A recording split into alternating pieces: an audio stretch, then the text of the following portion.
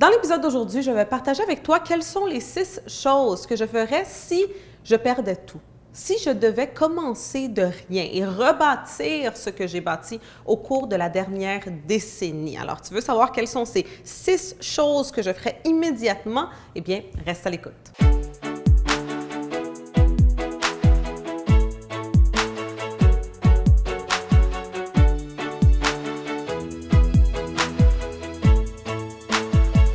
Ici Alexandra Villarreal-Abrego et je te souhaite la bienvenue à un autre épisode d'Alexandra TV. Dans l'épisode d'aujourd'hui, eh bien, je partage avec toi quels sont les 6 pas que je ferais immédiatement si tout à coup je perdrais tout. Si tout à coup je devrais recommencer à zéro.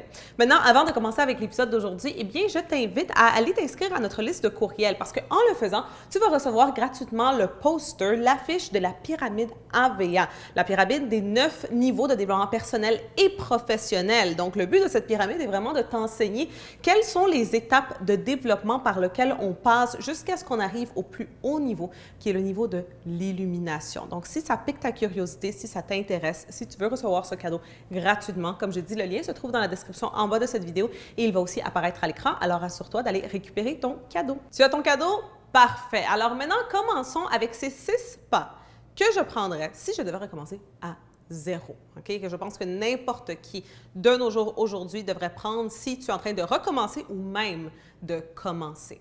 Pas numéro 1. Le pas numéro 1, ça serait vraiment de prendre les réseaux sociaux et spécifiquement YouTube plus sérieusement.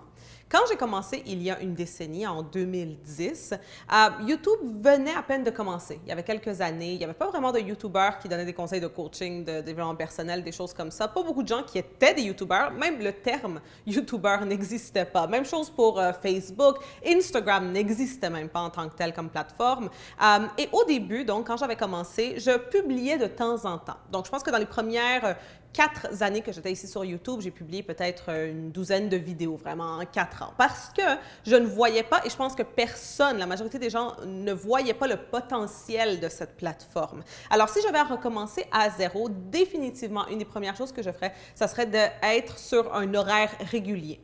Donc, de vraiment publier des vidéos toutes les semaines, plus qu'une fois par semaine, si possible.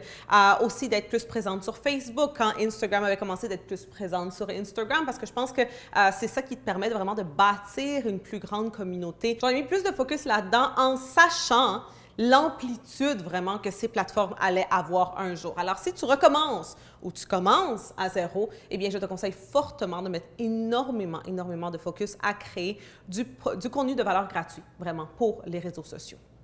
La deuxième chose qui est très connectée, si je peux dire, avec les réseaux sociaux, c'est que c'est pas tout juste de faire des vidéos, c'est pas tout juste de partager du contenu gratuit sur les réseaux sociaux, parce que toutes les personnes qui te suivent, que ce soit sur YouTube, Facebook, Instagram, n'importe quelle plateforme, eh bien, elles ne t'appartiennent pas. Qu'est-ce que je veux dire par là? C'est que ces personnes-là, si un jour, on va dire, YouTube, il décide d'arrêter ton compte et tu as, on va dire, 200 000, 300 000, 1 million d'abonnés, eh bien, ça va très mal, n'est-ce pas? Donc, qu'est-ce que tu veux faire dès le début? Et si j'avais recommencé à zéro, c'est la première chose aussi que je ferais, ça serait de commencer une liste de courriels, donc une newsletter, n'est-ce pas? Donc, d'inviter constamment les gens à s'inscrire à ma liste de courriels. Encore une fois, quand j'ai commencé en 2010, je ne savais même pas que ça existait, n'est-ce pas? Je pense que j'ai commencé ma newsletter officielle en 2014, donc 4 ans après avoir commencé, où j'ai vraiment pris ça au sérieux et j'ai fait des connexions avec mon site web puis un service de email marketing, etc. Donc, définitivement, si j'avais recommencé à zéro, ça serait une des premières choses que je ferais. Je créerais beaucoup de contenu gratuit, donc le point numéro 1,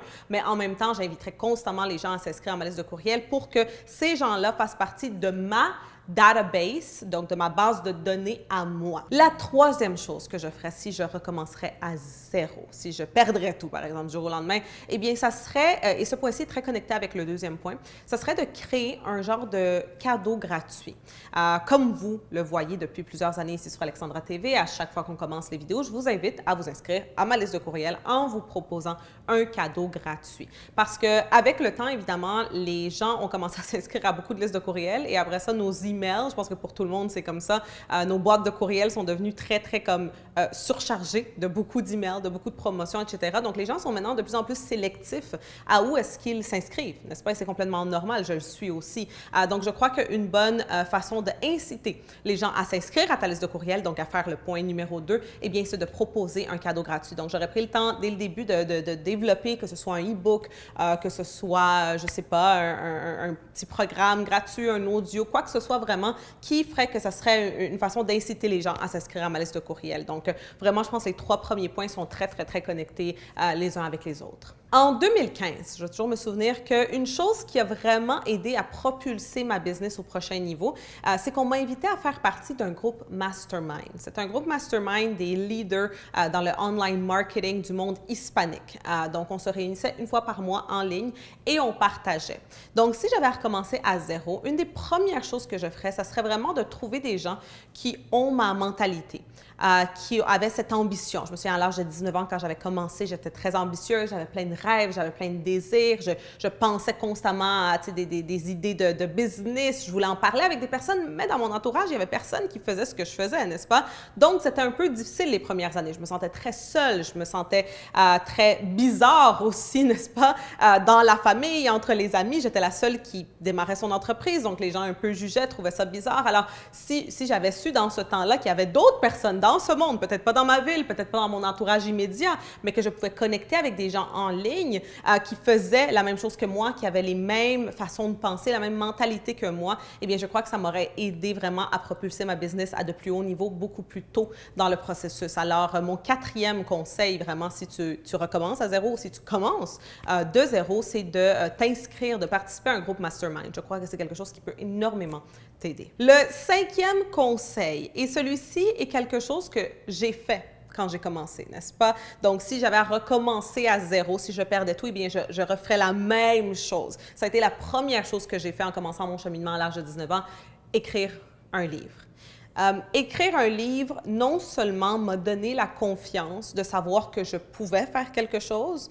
Donc, quand tu te donnes une tâche aussi énorme qui est celle d'écrire un livre, de le terminer, de le publier, de l'avoir physiquement entre tes mains, ça change ta perception de toi-même et de ce que tu es capable de faire. Donc, à l'âge de 19 ans, en commençant, quand je n'étais jamais allée à l'université, quand je n'avais pas d'éducation de haut niveau, j'étais une coach de vie de 19 ans, personne ne me prenait au sérieux. Donc, le fait d'avoir écrit un livre à cet âge-là, de l'avoir terminé, de l'avoir fait éditer, de l'avoir publié, de l'avoir imprimé, de l'avoir eu entre mes mains, puis de le voir à tous les jours, ça me montrait de façon très, dans mon subconscient, si je peux dire, que j'étais capable de le faire. Donc, je conseille vraiment à toutes les personnes, peut-être que ce n'est pas d'écrire nécessairement un livre si ce n'est pas quelque chose que tu veux faire, mais d'entreprendre quelque chose que la majorité des gens ne font pas. Donc, écrire un livre, ce n'est pas quelque chose que tout le monde va faire, n'est-ce pas? Ce n'est pas quelque chose qui est facile à faire. Ça prend beaucoup d'efforts, ça prend beaucoup de dévouement, n'est-ce pas? Donc, je conseille fortement de faire quelque chose comme ça. En plus, si tu décides d'écrire un livre, je trouve que ça donne aussi un certain niveau d'expertise que d'autres personnes qui seraient dans ton industrie qui n'ont pas écrit de livre, eh bien, ils n'ont pas, parce que là, toi, tout à coup, tu es un auteur. Donc, si j'avais recommencé à zéro, si j'avais reculé il y a 10 ans, je ferais la même chose que j'ai fait à l'âge de 19 ans, qui était d'écrire un livre. Le 6e point, la 6e chose que je ferais si je devais recommencer à zéro, si on reculait de 10 ans et j'avais encore 19 ans et je devais tout recommencer vraiment, eh bien, ça serait de devenir obsédé avec l'apprentissage. Au cours des 10 dernières années, au cours de la dernière décennie, j'ai lu une centaine de livres, j'ai suivi beaucoup de cours. J'étais vraiment obsédée avec l'apprentissage, mais je me rends compte que j'aurais pu faire encore plus. Donc, je pense que si depuis l'âge de 19 ans, à toutes les semaines, j'avais lu un livre vraiment par semaine, qu'il y a eu des périodes durant ces 10 dernières années où j'ai fait ça, qu'à toutes les semaines, je lisais un livre, après j'arrêtais pendant quelques mois. Et après, je recommençais. Mais si je serais vraiment restée avec cette habitude, je pense que où je suis aujourd'hui, ça serait maximisé par 10 ou par 20 ou par 100 même, n'est-ce pas? Parce que l'apprentissage et qu'est-ce que tu sais, tes connaissances, c'est vraiment, comme ils disent, knowledge is power. La connaissance, c'est le pouvoir. Alors, je crois vraiment que n'importe qui recommence à zéro, tu veux devenir obsédé avec apprendre, t'instruire, te cultiver. Je crois que c'est tellement, tellement important si tu veux être le meilleur dans ce que tu fais. Alors, voilà. Voilà les 6 choses, les 6 premières choses que je ferais si du jour au lendemain, je perdais tout et je devais recommencer à zéro. Et entre ces 6 choses, celle qui est ma préférée, c'est vraiment le 6e point. Parce que je pense que si un jour tu perds tout, ton argent, ta réputation, ton travail, tout, vraiment. Si tu perds tout, la seule chose qu'on ne peut pas t'enlever, c'est qu'est-ce qu'il y a dans ta tête. C'est ce que tu connais. Et il y a beaucoup de gens dans ce monde qui ont perdu tout. Des grands multimillionnaires qui sont tombés en faillite et quelques années plus tard, ou 1 an ou 2 ans plus tard, ils ont rebâti un empire et encore plus grand et encore plus milliardaire, vraiment. Pourquoi? Parce que c'est ça que le monde ne peut pas t'enlever. C'est qu'est-ce que tu connais, qu'est-ce que tu sais, c'est tes connaissances, tes habiletés, tes talents. Donc, définitivement, je pense que ce 6e point est très, très, très important.